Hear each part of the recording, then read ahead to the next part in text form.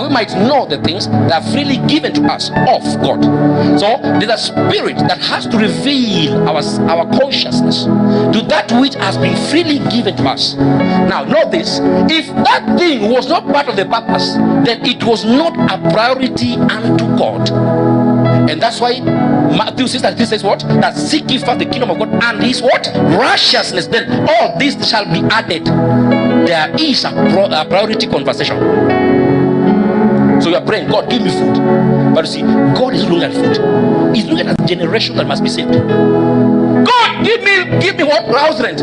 But doing is not looking at house rent. Huh? He's looking for something big.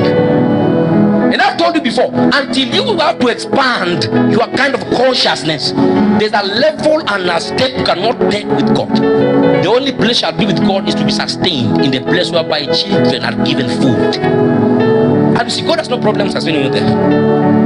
That's you can be a prophet, but you're a prophet, a child prophet. And then there are those bakery prophets, the one that has to form it, the potters itself. These two are different ranks, they're not the same. Now, so there are those things that are of a priority to God than others. Now, in that sense, that which must be given to you freely was not a priority at that time. In this sense, you are supposed to focus on the spirit that came from God. It means that in that sense, your own spirit must now be aligned to be able to fit God in it. And that's the concept of the new wineskin, that can be able to fit God within you. And God is coming to patch himself onto your flesh. He's coming to dwell in your own spirit. Now look at this. Go now to Isaiah. He said what? That unto us a child is born, and unto us a son what is given. Now that son was in the aspect of the spirit, and the child was in the aspect of the flesh. You have to know that one. That's why it's only unto the flesh that can be born. You don't bear spirits. It's a higher production. You see, it is only that which is of the flesh that can be born by the same flesh. The only that flesh can give a spirit, all right, or the only way a flesh can give a provision of a spirit is to in the aspect of give.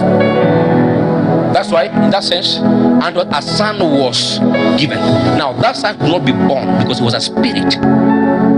Now it was coming in a different nature, though it was going to be situated in the body, in the physical aspect of every man. But you see, this one was not just a mere man. What we saw at that time was an institution that was given the responsibility of salvation. So Jesus came in the space of the earth, but not just as a man, but as an institution.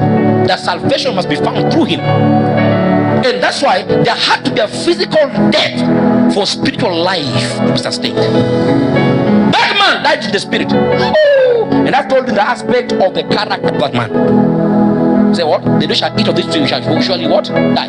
Now, in that sense, that man, because God cannot be a liar in his own way, and is subject to his own word. So that which God spoke, that the day you shall eat of this fruit, you shall surely die. So can we say that God lied? Something had to die.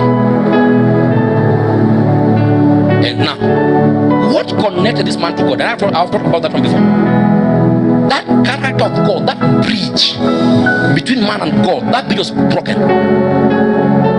So in that sense, when God was looking at that man, though that man was breathing oxygen on earth and walking on earth, but to God, that was a dead man walking. So you have to know, in that sense, it was not only a dead man, but death was walking. Do you know why? Now that man didn't just interact with death, that man became death. Because what changed was the nature. So the God nature was removed from that man. And what entered was the nature of death. The same Bible says it's by sin that death came. So when that man entered into disobedience, then that disobedience allowed that man into what we call sin. Now you have to know that man didn't sin. It was not sin that made that man to fall. It was disobedience. Stop going for shortcuts. The first thing first.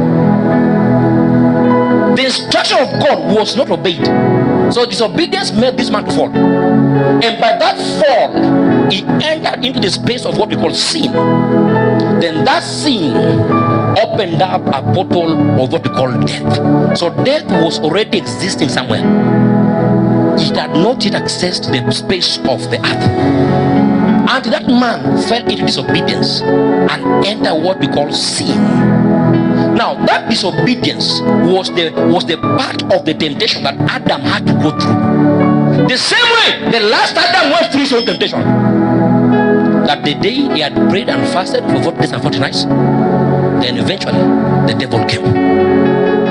And he gave the three-dimensional temptations. And I've told you, all those temptations touched on all his three aspects: his own spirit, his own soul, his own flesh.